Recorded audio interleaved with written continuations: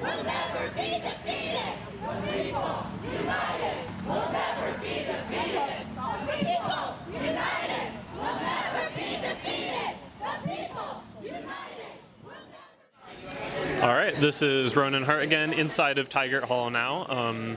February 6, 2023, at the Won't Back Down protest, and I'm speaking with Andrew Taramykin. Andrew, do you want to tell me why you're here today? Yeah, basically, I mean, this whole process was undemocratic, right? Violations of their own state laws that they set to select Senator Sasse to be the next president of the university. And, you know, I think the whole process was appalling. I think what's going on with higher education in the state of Florida, and education more broadly, is horrifying.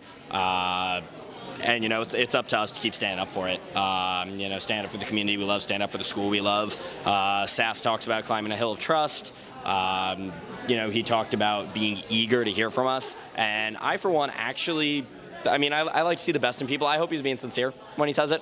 The fact that he's not here and he knew this was going to happen kind of, you know, leaves me feeling cynical, but I hope he's being genuine because, you know, I'd assume he wants to be a good university president, and we basically just want this university to keep being a great university. So is there anything about Sasse specifically that, you know, maybe makes you concerned about him getting this position? Yeah, I mean, it felt like a political appointment. It did not feel like a meritocratic one, especially when they said that every other finalist was a president at an R1 doctoral university. It really just raised a lot more questions. You know, I'm fine with academia and politics interacting to some extent. But, you know, the naked truth is that he is not, on its face, qualified to be the president of a university of this caliber. You know, it was very clear that he was chosen for his political beliefs and his political resume. And, you know, obviously that can be a strength as a university president to some extent, but the fact that no other finalists were named, the fact that the public was locked out of the process the whole time, you know, I'm a big believer that, you know, but it's like Dr. Kern said outside, you know, when someone tells you who they are, you believe them. They told us they didn't want us to be in this process, and I think we have every damn right to be part of this process, especially at a public university. So, do you think this is very much connected to the larger political situation in Florida right now? Oh, absolutely.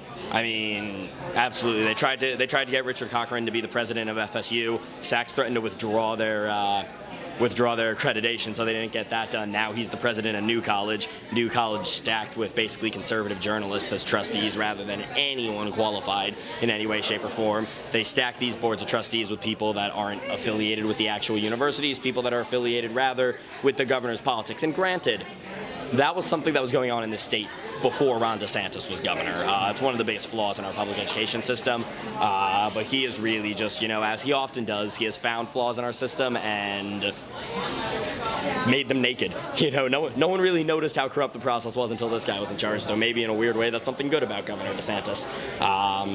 But, you know, the naked politicization of this university, I mean, it's very clear that the governor has an objective, and that objective is not to improve life for the people in Florida, the people at this university. And I think, you know, it's our community. I'm a firm believer in democracy, and I think that's what this is democracy. Is there anything you're hoping to see come out of what we're doing here today? Honest to God, for the Sasse administration to listen. You know, I think the thing is what I'm hoping from President Sasse is I don't think he wants to be seen as a partisan hack. I don't think he wants to be seen as a political tool. I think he spent his whole career in the Senate trying to prove that he wasn't. So hopefully, he sees the reaction to his appointment. He sees the reaction on his first day. He sees that we're just trying to talk to him. I mean, our demands are very watered down. I said out there that they're not radical. I would say they're not even that progressive. They keep us in line with what every other university does, at least every other university of our caliber. And the fact that we aren't even sure that that is assured, I mean, that shows a huge lack of trust in the legitimacy of the institution. So I hope for his own sake he realizes that he is going to have to engage with his community at some point or another. He can't just hide behind donors. He can't just hide behind state Republicans. I think if he wants to be remembered as a good president, he's going to do that. So hopefully this is the last protest. But like we said, if they give us another reason to protest, we will be right back here, however long it takes. Okay. I think that's a good note to end on.